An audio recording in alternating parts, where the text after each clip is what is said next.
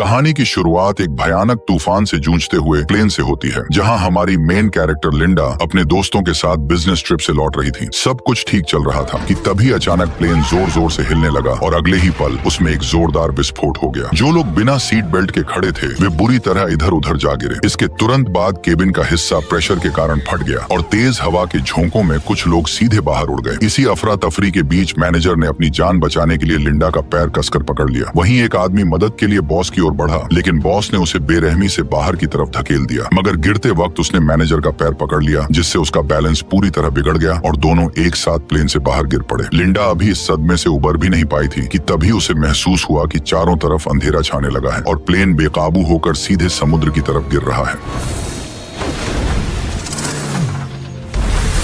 खुशकिस्मती से टक्कर का एंगल ऐसा था कि प्लेन तुरंत फटा नहीं और उसकी जान बच गई, लेकिन तेजी से अंदर घुसते पानी को देखकर लिंडा ने तुरंत सीट बेल्ट खोली और तैरकर बाहर निकल आई। लेकिन बच जाने के बाद भी उसे कोई राहत नहीं मिली, क्योंकि वह अब एक सुनसान और कभी खत्म न होने वाले समुद्र के बीच फंसी हुई थी। तभी दूर उसे एक छोटा सा टापू नजर आया और वह पूरी ताकत लगाकर उसकी तरफ तैरने लगी। सुबह होते ही वह किसी तरह उस टापू तक पहुंच गई और फिलहाल उसकी जान बच गई, लेकिन उसे अंदाजा नहीं था कि असली खतरा तो अब शुरू होने वाला है। थोड़ी दूर चलने के बाद उसकी नजर किनारे पर पड़े एक आदमी पर गई। वह तुरंत उसकी तरफ भागी और पास जाकर देखा तो उसे पता चला कि वो कोई और नहीं बल्कि उसका बॉस ब्रैडली था। वह भी हादसे में बच गया था और बेहोशी की हालत में लहरों के साथ बहकर यहाँ तक आ पहुंचा था। हालांकि गिरने के दौरान उसकी टांग टूट गई थी, लेकिन बाकी लोगों में से सिर्फ वही बचा था। पर फिर भी लिंडा उसे देखकर खुश नहीं थी, क्योंकि कंपनी में वह सबसे ज्यादा उसी से नफरत करती थी। दरअसल वह स्ट्रेटेजी डिपार्टमेंट की सबसे काबिल कर्मचारी थी और अपनी मेहनत से बॉस का भरोसा जीतकर मैनेजर बनने वाली थी। लेकिन ज्वाइनिंग से ठीक पहले बॉस की मौत हो गई और उसका बेटा ब्रैडली कंपनी का मालिक बन बैठा। बॉस बनते ही उसने लिंडा का प्रमोशन छीन लिया और वह पोस्ट अपने चापलूस दोस्त को दे दी। इतना ही नहीं, वह अपने दोस्तों के साथ मिलकर अक्सर लिंडा को नीचा दिखाने लगा। यह सोचकर लिंडा के मन में आया कि वह उसे वहीं छोड़ दे, लेकिन उसने सोचा अगर वो उसकी मदद करेगी तो वह फिर से मैनेजर बन सकती है। इसलिए उसने तुरंत एक नुकीला पत्थर उठाया और उससे केले के पत्ते काटने शुरू कर दिए। फिर पेड़ का सहारा लेकर एक फ्रेम बनाया और पत्तों और टहनियों को बेल से बांधकर एक छोटी सी झोपड़ी तैयार कर दी। धूप से बचने का इंतजाम करने के बाद उसने पानी का जुगाड़ करने की सोची। उसने रेत में गड्ढा खोदा और उसमें नारियल के छिलके रखकर ऊपर पत्ते लगा दिए। कुछ ही देर में बारिश शुरू हो गई और उसने आसानी से पीने लायक पानी जमा कर लिया। बारिश थमते ही मौसम साफ हो गया और काफी देर बाद ब्रैडली को होश भी आ गया। लिंडा तुरंत उसके पास पहुंची और उसे पानी पिलाने लगी। जब ब्रैडली को पता चला कि लिंडा ने उसकी जान बचाई है, तब उसने झिझकते हुए उसे थैंक यू बोल दिया। इसके बाद लिंडा ने उसके सामने अपनी काबिलियत दिखाते हुए लकड़ी रगड़कर आग जलाई और जल्द ही उसने एक मछली पकड़कर उसे पका भी लिया। लेकिन ऐशो आराम की जिंदगी जीने वाले ब्रैडली के लिए ये मछली किसी कचरे से कम नहीं थी। फिर भी पेट भरने के लिए उसे बिना नमक मसाले वाली वो मछली मजबूरी में निगलनी पड़ी। लेकिन लिंडा को इस खाने से कोई दिक्कत नहीं थी, बल्कि वह तो इस जगह पर फंसने के बाद भी बेहद खुश थी, क्योंकि उसे यहाँ कोई भी नीचा दिखाने वाला नहीं था और वो खुशी खुशी यहाँ कई दिन बिता सकती थी। धीरे धीरे कुछ दिन गुजर गए और यहाँ माहौल का असर दोनों पर साफ दिखने लगा। एक तरफ लिंडा जो छोटी सी चीज पाकर भी खुश हो जा रही थी, वहीं ब्रैडली किसी तरह यहाँ से निकलना चाहता था। उसने पूछा कि उसने अब तक किनारे पर कोई SOS सिग्नल क्यों नहीं बनाया या आग को बड़ा क्यों नहीं किया, ताकि किसी की इस टापू पर नजर पड़ सके। उसके मुताबिक लिंडा को पहले यही करना चाहिए था, लेकिन उसने ऐसा कुछ भी नहीं किया। इसी बात पर वह उल्टा गुस्से में चिल्लाते हुए उसे ताने मारने लगा कि वह यहाँ बेवजह उसकी देखभाल का बस एक नाटक कर रही है। खुद टूटी टांग के कारण लाचार था, फिर भी लिंडा की इतने दिनों की मदद के बाद भी वो उसे अपना हक समझ रहा था। उसकी बातें सुनकर लिंडा को समझ आया कि वह केवल चापलूसी से उसका दिल नहीं जीत सकती है। उसे उसकी असली अहमियत तभी समझ आएगी जब उसे कोई तकलीफ होगी। यही सोचकर लिंडा बिना कुछ कहे वहाँ से उठी और उसे अकेला छोड़कर चली गई। शुरुआत में ब्रैडली उसकी इस हरकत पर भी ताने मारता रहा, लेकिन कुछ ही देर बाद उसे एहसास होने लगा कि उसने कितनी बड़ी गलती कर दी है। फिर भी वह घमंडी बना रहा और लिंडा के खुद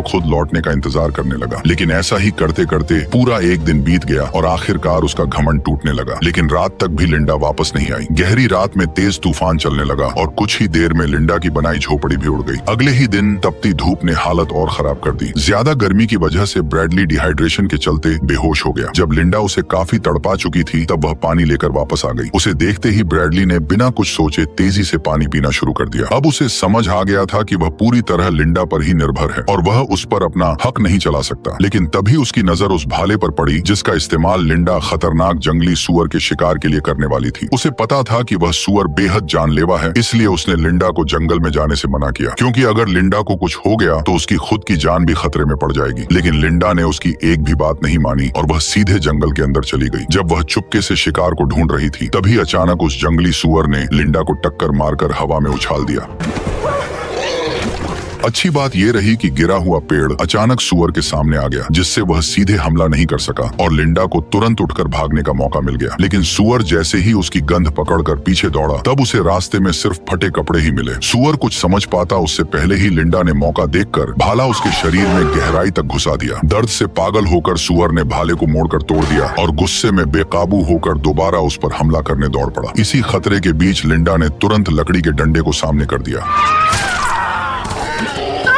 आखिरकार लिंडा ने उसे मार गिराया। सुअर का कटा हुआ सर देखकर ब्रैडली पूरी तरह हिल गया और पहली बार उसे समझ आया कि असल में लिंडा बहुत खतरनाक और ताकतवर है, जिससे अब ब्रैडली लिंडा से डर के रहने लगा। कुछ दिन बाद जब लिंडा जंगल में सामान ढूंढ रही थी तो उसे एक झरना मिला जहाँ से साफ पानी सीधे पिया जा सकता था। अब उसे पानी की चिंता नहीं रही और वह इस खोज से काफी राहत महसूस करने लगी। लेकिन उसकी यह खुशी ज्यादा देर नहीं टिक पाई, क्योंकि तभी उसे दूर से इंजन की तेज आवाज सुनाई दी। आवाज सुनते ही लिंडा तुरंत उस तरफ दौड़ पड़ी। वहाँ पहुंचकर उसे एक बोट दिखाई दी, जिसे देखकर उसकी आंखों में एक उम्मीद जाग उठी। लेकिन जैसे ही वह मदद के लिए चिल्लाने वाली थी तभी वह अचानक रुक गई। उसे एहसास हुआ कि अगर वह वापस लौट गई तो उसे फिर से वही घिसी पिटी जिंदगी जीनी पड़ेगी, किसी और बॉस के नीचे झुककर काम करना होगा और हर दिन उसके ताने सुनने पड़ेंगे। लेकिन अगर वह यहीं रुकती है तो वह अपनी मर्जी की मालिक होगी, उसे किसी का कहना नहीं मानना पड़ेगा और जो चाहेगी वही कर पाएगी। इन्हीं ख्यालों में उसने फैसला कर लिया कि वह इस टापू को नहीं छोड़ेगी। इसलिए वह तुरंत छुप गई और धीरे धीरे नाव को दूर जाते हुए देखती रही। वापस आने के बाद उसने ब्रैडली को इस बारे में कुछ नहीं बताया, लेकिन ब्रैडली सिर्फ मजबूरी में उसका कहना कर रहा था। असल में वह इस टापू पर हमेशा रहना नहीं चाहता था। 2 हफ्तों की इस जंगली जिंदगी ने उसे पूरी तरह बदल दिया था और उसका सब्र अब टूटने लगा था। उसने लिंडा से एक नाव बनाने को कहा ताकि उसकी मदद से वह पास मौजूद बोट तक पहुंच सके और कोई उन्हें देख सके। लेकिन लिंडा ने उसकी बात सुनते ही इसे बेहद खतरनाक बताते हुए नाव बनाने से साफ इनकार कर दिया। ये सुनकर ब्रैडली का गुस्सा फूट पड़ा, क्योंकि जब से वे इस टापू पर फंसे थे तब से लिंडा ने उसकी एक भी बात नहीं मानी थी, जिससे वह खुद को रोक नहीं पाया। उसने लिंडा से अलग होकर अपना खुद का एक अलग कैंप बनाने और नाव तैयार करने का फैसला कर लिया। लेकिन जैसे ही वह अकेले काम करने लगा उसे एहसास हुआ कि यह उतना आसान नहीं है जितना वह समझ रहा था। उसे आग जलाने तक का सही तरीका नहीं आता था और टूटी टांग की वजह से वह ज्यादा दूर भी नहीं जा सकता था। मजबूरी में वह नारियल के खोल से बारिश का पानी जमा करने लगा। किसी तरह उसने एक छोटी झोपड़ी खड़ी की और रेत पर हेल्प लिखकर मदद का इंतजार करने लगा। लेकिन 2 दिन बीत जाने के बाद भी समुद्र से कोई जवाब नहीं आया। भूख से परेशान होकर वह मजबूर हो गया और आसपास के कीड़ों को खाने की कोशिश करने लगा। लेकिन जैसे ही उसने उन्हें खाया उसे इतनी घिन आई कि वह तुरंत उल्टी कर बैठा। उधर लिंडा के पास एक से एक बढ़िया स्वादिष्ट खाना था, जिसे वह आराम से मजे लेकर खा रही थी। अपनी हालत देखकर ब्रैडली का घमंड पूरी तरह टूट गया। वह शर्मिंदा होकर टांग की परवाह किए बिना घुटनों के बल बैठ गया और उससे माफी मांगने लगा। उसका यह बदला हुआ रवैया देखकर लिंडा हंस पड़ी और उसने उसे फिर से अपने साथ शामिल कर लिया। इतनी बेइज्जती महसूस करने के बाद भी ब्रैडली अंदर ही अंदर लाचार था, इसलिए वह चुपचाप सही मौके का इंतजार करने लगा। करीब आधा महीना गुजरने के बाद उसकी हालत सुधरने लगी। तब लिंडा उसे टापू की सबसे ऊंची चोटी पर ले गई, जहां पहुंचना तो मुश्किल था, लेकिन वहां से दिखने वाला नजारा कमाल का था। लिंडा ने समझाया कि असली खतरा इसी खूबसूरत दिखने वाले इलाके में छिपा हुआ है। फिर उसने रास्ते के किनारे लगे कुछ जामुन जैसे फल तोड़े और बताया कि इनमें ऐसा जहर होता है जो शरीर को सुन्न कर देता है। इसके बाद उसने उन फलों का रस अपनी बाह पर लगाया, जिससे कुछ ही देर में उसकी स्किन पर लाल दाने उभर आए। आगे बढ़ते ही लिंडा ने एक्स जैसी बनी चट्टानों की ओर इशारा किया और बताया कि उसके आगे का पूरा इलाका कांटों और जहरीली बेलों से भरा हुआ है, इसलिए उसने सख्त चेतावनी दी कि उस जगह पर कभी भी सामान ढूंढने मत जाना। ये सुनते ही ब्रैडली के दिमाग में एक चालाक प्लान आया और वापस लौटते समय उसने थकान का बहाना बना दिया। फिर वह धीरे से जहरीले फलों के पास बैठ गया। जैसे ही उसने चुपके से कुछ जहरीले जामुन तोड़े तभी अचानक जमीन धंस गई और लिंडा नीचे जा गिरी। असल में वह जगह ऊपर से मजबूत दिख रही थी, लेकिन अंदर से पूरी तरह खोखली और कमजोर थी। ब्रैडली घबरा गया और तुरंत उसे ऊपर खींचने लगा। भले ही वह लिंडा से नफरत करता था, लेकिन वह उसे इस तरह मरते हुए नहीं देख सकता था। आखिरकार उसकी कोशिश से लिंडा की जान बच गई और पहली बार उसने बिना कुछ कहे ब्रैडली पर भरोसा करना शुरू कर दिया। कुछ ही दिनों बाद समुद्र में तेज तूफान आ गया। किनारे के पास बनी उनकी झोपड़ी इस आंधी में पूरी तरह टूट गई और पेड़ों के गिरने से हालात और खराब हो गए। अच्छी बात यह रही कि उन्हें पहले ही पास में एक गुफा मिल गई, इसलिए दोनों तुरंत वहां भागकर छिप गए। उस वक्त दोनों पूरी तरह भीग चुके थे और ठंड से बचने के लिए उन्हें अपने कपड़े उतारकर एक दूसरे से चिपक कर सोना पड़ा। इस नजदीकी के चलते लिंडा को धीरे धीरे ब्रैडली से प्यार होने लगा। जल्द ही ब्रैडली को जंगल में मौजूद हर जहरीले फल की पहचान हो गई। अपने हुनर को दिखाने और लिंडा का शुक्रिया अदा करने के लिए उसने आज रात खुद खाना बनाने का फैसला किया। लिंडा ने बिना ज्यादा सोचे उसकी बात मान ली और उसे मौका दे दिया। हैरानी की बात यह रही कि उसने जो खाना बनाया वह सच में काफी टेस्टी था, लेकिन जैसे ही लिंडा ने थोड़ा सा खाना खाया तभी अचानक उसे चक्कर आने लगे और उसकी नजर धुंधली पड़ गई। कुछ ही पलों बाद वह खुद को संभाल नहीं पाई और सीधे जमीन पर गिर पड़ी, लेकिन ब्रैडली ने उसकी तरफ पलटकर भी नहीं देखा और तुरंत जंगल की तरफ भाग गया। थोड़ी देर बाद वह एक लकड़ी की नाव खींचते हुए वापस लौटा। असल में उसे पहले ही समझ आ गया था कि लिंडा उसे यहाँ से जाने नहीं देना चाहती, इसलिए उसने चुपके से ये नाव तैयार कर ली थी और सही मौका मिलते ही उसने जहरीले फल खिलाकर उसे बेहोश कर दिया। अब वह खुशी खुशी उस गंदी सी नाव को पानी में धकेलने लगा और बिना पीछे देखे तेजी से समुद्र की तरफ बढ़ गया। लेकिन वह ज्यादा दूर नहीं जा पाया था कि अचानक एक बड़ी लहर ने उसकी नाव को तोड़कर रख दिया। अगले ही पल उससे भी विशाल लहर उठी और उसे सीधे समंदर के अंदर खींच ले गई।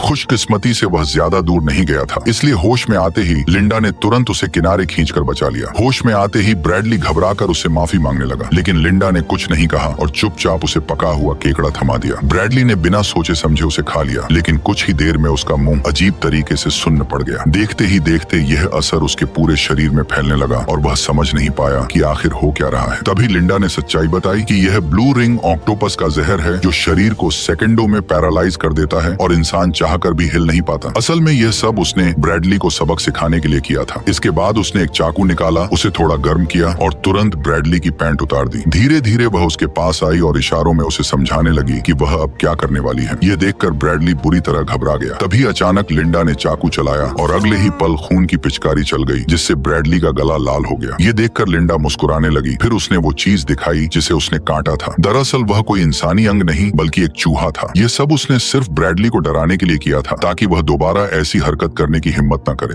उसकी चालाकी और हाथ में पकड़े चाकू ने ब्रैडली का सारा घमंड तोड़ दिया और वह बिना सवाल जवाब किया उसका कहना मानने लगा। लेकिन यह कंट्रोल लिंडा ज्यादा देर तक एंजॉय नहीं कर पाई। एक दिन जब वह सामान ढूंढ रही थी तभी फिर से दूर से इंजन की आवाज सुनाई दी। इस बार सामने वाला भी उसे देख चुका था। जैसे जैसे नाव पास आई लिंडा ने देखा कि वह कोई और नहीं बल्कि ब्रैडली की मंगेतर जेनी थी। दरअसल रेस्क्यू टीम भले ही हार मान चुकी थी, लेकिन जेनी ने उम्मीद नहीं छोड़ी थी और लगातार उसी इलाके में ब्रैडली को ढूंढ रही थी और अब जाकर उसकी तलाश खत्म हो गई। लिंडा जबरन जेनी को देखकर मुस्कुराने लगी, जैसे वह उसे बेहद देखकर खुश हो। फिर मजबूरी में उसने जेनी को बता दिया कि ब्रैडली जिंदा है, लेकिन लिंडा अभी भी इस टापू को छोड़ना नहीं चाहती थी, जबकि जेनी को अब उन दोनों के जिंदा होने का सच पता चल चुका था। हालांकि यह बात सिर्फ जेनी और उसके साथ आए गाइड को ही पता थी। इसी वजह से लिंडा ने मन ही मन एक खतरनाक फैसला कर लिया। उसने झूठ बोला कि उसे एक छोटा रास्ता पता है और दोनों को उसी दिशा में ले जाने लगी। थोड़ी देर बाद वो उन्हें एक खतरनाक चट्टान के किनारे पर ले आई, जहां वह खुद मरते मरते बची थी। फिर उसने जूते के फीते बांधने का बहाना बनाया और दोनों को आगे बढ़ने के लिए कह दिया। जैसे ही जेनी ने आगे कदम रखा जमीन अचानक धंस गई और वह सीधे नीचे गिरने लगी। दरअसल यह सब लिंडा का दोनों को मारने का प्लान था, लेकिन किस्मत से सिर्फ जेनी ही फंसी थी और गाइड अभी भी जिंदा था। उसी वक्त लिंडा अंदर ही अंदर सोच में डूब गई कि वह क्या करे और क्या न करे। कुछ समय बाद वह अकेली ही ब्रैडली के पास लौट आई और बाकी दोनों के साथ क्या हुआ ये जल्द ही पता चलने वाला था। चट्टान से लौटने के बाद लिंडा अंदर ही अंदर टूटती जा रही थी। उसे खुद पर यकीन नहीं हो रहा था कि उसने ये क्या कर दिया है। तभी ब्रैडली वहां आया और उसे जंगल चलकर खाना लाने को कहा, लेकिन लिंडा ने तबीयत का बहाना बनाकर साफ मना कर दिया। मौका मिलते ही ब्रैडली ने चाकू उठाया और बिना कुछ कहे जंगल की तरफ निकल गया। जंगल के अंदर पहुंचते ही उसने शिकार करने का फैसला किया और कुछ देर पीछा करने के बाद उसे एक छोटा जंगली सूअर नजर आया। वह धीरे धीरे उसके करीब पहुंचा, लेकिन अगले ही पल अचानक उसकी नजर जमीन पर गई। दरअसल जहां सूअर मिट्टी खोद रहा था वहीं से इंसान का एक हाथ बाहर निकला हुआ था। करीब जाकर देखते ही ब्रैडली के होश उड़ गए, क्योंकि वह हाथ उसकी अपनी मंगेतर का था। उसके हाथ में पहनी अंगूठी वही थी जो उसने सगाई के वक्त उसे पहनाई थी। ये सच सामने आते ही ब्रैडली का गुस्सा बेकाबू हो गया और वह तेजी से लिंडा की तरफ भागा। जैसे ही लिंडा ने उसे अपनी ओर आते देखा वह एक पल के लिए घबरा गई। ब्रैडली ने हाथ में अंगूठी दिखाते हुए पूछा कि तुमने ऐसा क्यों किया? अंगूठी देखते ही लिंडा सब समझ गई। उसने खुद को बचाने के लिए कहा कि यह सब एक हादसा था, लेकिन ब्रैडली को उसकी बात पर बिल्कुल भी यकीन नहीं हुआ। हालात बिगड़ते देख लिंडा ने धीरे से अपनी कमर की तरफ हाथ बढ़ाया, लेकिन ब्रैडली पहले ही वो चाकू चुरा चुका था। ये देखकर लिंडा घबरा गई और तुरंत जंगल की ओर भागने लगी। ब्रैडली भी उसके पीछे दौड़ पड़ा। जब लिंडा के पास बचने का कोई रास्ता नहीं बचा, तब उसने तुरंत एक नया प्लान बनाया। उसी वक्त ब्रैडली ने पेड़ के पीछे उसकी परछाई देख ली, लेकिन जैसे ही वो वहां पहुंचा, उसे सिर्फ उसके छोड़े हुए जूते ही मिले, जिसके फीते गायब थे, जिससे उसे कुछ गड़बड़ महसूस हुई। अचानक लिंडा पीछे से उस पर टूट पड़ी और फीते से उसका गला कसकर दबा दिया, जिससे ब्रैडली का सांस लेना मुश्किल हो गया। ब्रैडली ने पूरी ताकत से खुद को छुड़ाने की कोशिश की, लेकिन लिंडा ने पकड़ ढीली नहीं की। इस धक्का मुक्की में ब्रैडली के हाथ से चाकू छूटकर नीचे गिर गया। तभी आखिरी जोर लगाकर उसने लिंडा के बाल खींचे और उसे पलटकर जमीन पर गिरा दिया। इसके बाद वह उसके ऊपर चढ़ गया और उसका चेहरा कीचड़ में दबाकर उसे खत्म करने की कोशिश करने लगा। तभी मौका मिलते ही लिंडा ने चाकू उठा लिया। जब लिंडा ने आंखों से मिट्टी हटाकर दोबारा देखा, तो ब्रैडली वहां से गायब हो चुका था। दरअसल वह उसी जहरीले इलाके की तरफ बढ़ रहा था जहां जाने से लिंडा ने मना किया था। ये देखकर लिंडा ने उसका पीछा नहीं किया और चुपचाप वापस लौट गई। काफी दूर तक भागने के बाद भी ब्रैडली के साथ कुछ नहीं हुआ, लेकिन जैसे ही उसने सामने देखा, तब उसके होश उड़ गए, क्योंकि दो विशाल चट्टानों के बीच उसे एक आलीशान विला दिखाई दिया, जिससे साफ हो गया कि यह कोई सुनसान टापू नहीं, बल्कि किसी का प्राइवेट आइलैंड है। उम्मीद की एक नई किरण के साथ ब्रैडली तुरंत वहां पहुंचा और मदद के लिए चिल्लाने लगा, लेकिन अंदर से कोई जवाब नहीं आया। तभी उसने देखा कि दरवाजा खुला हुआ है। घर के अंदर घुसते ही ब्रैडली ने जल्दी जल्दी लाइट ऑन की और हर जगह नजर दौड़ाकर कुछ काम की चीजें तलाशने लगा। तभी उसकी नजर फ्रिज पर पड़ी और उसे खोलते ही अंदर तरह तरह के मॉडर्न ड्रिंक्स सजे हुए दिखाई दिए। प्यास से बेहाल ब्रैडली ने तुरंत एक पानी की बोतल उठाकर पीने लगा, लेकिन तभी अचानक सब कुछ बदल गया। न जाने कैसे स्पीकर से लिंडा की आवाज गूंज उठी और उसकी बात सुनते ही ब्रैडली को पूरी सच्चाई समझ आने लगी। उसे एहसास हुआ कि जहरीले इलाके वाली सारी बातें झूठ थीं और सिर्फ उसे इस जगह से दूर रखने के लिए ये कहानी बनाई गई थी। अब लिंडा ने बिना किसी झिझक के सब कुछ साफ साफ बता दिया। असल में जो जहाज उसने पहली बार देखा था, वो हर महीने यहाँ सप्लाई देने आता था और उसी के जरिए उसे इस आलीशान विला का पता चला था। यहाँ आने के बाद उसने छुपकर दरवाजे का पासकोड देख लिया और फिर सही मौके पर इस जगह पर पूरी तरह कब्जा कर लिया। हालांकि असली मालिक यहाँ बहुत कम आता था, इसलिए वह हर बार सब कुछ साफ करके आराम से यहाँ रहती थी। किसी को शक भी नहीं होता था और सब कुछ उसके हिसाब से परफेक्ट चल रहा था। लेकिन जेनी के अचानक आने से उसका पूरा प्लान बिगड़ गया। अनजाने में हालात ऐसे बन गए कि उसे जेनी को मारने का कदम उठाना पड़ा। उसकी ये सच्चाई सुनकर ब्रैडली के रोंगटे खड़े हो गए। अंधेरे में इधर उधर टटोलने पर भी उसे कंट्रोल रूम नहीं मिला। तभी अचानक हालात पलट गए, क्योंकि लिंडा खुद उसे ढूंढते हुए वहां पहुंच गई। दरअसल उसने पहले ही इस विला के अंदर से एक शिकार वाली बंदूक हासिल कर ली थी। ब्रैडली ने जैसे ही उसे देखा, तो वो तुरंत घुटनों पर गिर गया और अपनी जान की भीख मांगने लगा। उसने कहा कि वह अब भागेगा नहीं, बल्कि यहीं रहकर उसी के साथ जिंदगी बिताएगा। इतना ही नहीं, उसने ये भी कहा कि इस दौरान वह सच में उससे प्यार करने लगा है। लिंडा को यकीन दिलाने के लिए वह दोनों के बीच बिताए खूबसूरत पलों की बातें करने लगा। उसकी बातें सुनकर लिंडा को कुछ गड़बड़ लगी। तभी उसकी नजर पीछे रखे बैल के सिर पर गई, जहां से एक सींग गायब था। और फिर अगले ही पल लिंडा ने पास रखी गोल्फ स्टिक उठा ली, जबकि ब्रैडली ने भी बंदूक अपने हाथ में ले ली। लेकिन जैसे ही उसने ट्रिगर दबाया, बंदूक खाली निकली। असल में यह सब पहले से ही लिंडा का सोचा समझा प्लान था। अगले ही पल उसने बिना वक्त गवाए गोल्फ स्टिक उठाई और ब्रैडली पर लगातार वार करने लगी। आखिरी वार इतना जोरदार था कि ब्रैडली वहीं खत्म हो गया। यहीं पर कहानी भी खत्म हो गई। लिंडा ने पूरे विला को साफ करके खुद को एकमात्र जिंदा बची इंसान के रूप में पेश किया। फिर उसने इस पूरे हादसे को एक सर्वाइवल मिरेकल की तरह दिखाकर खुद को मशहूर बना लिया और धीरे धीरे वह बहुत अमीर बन गई।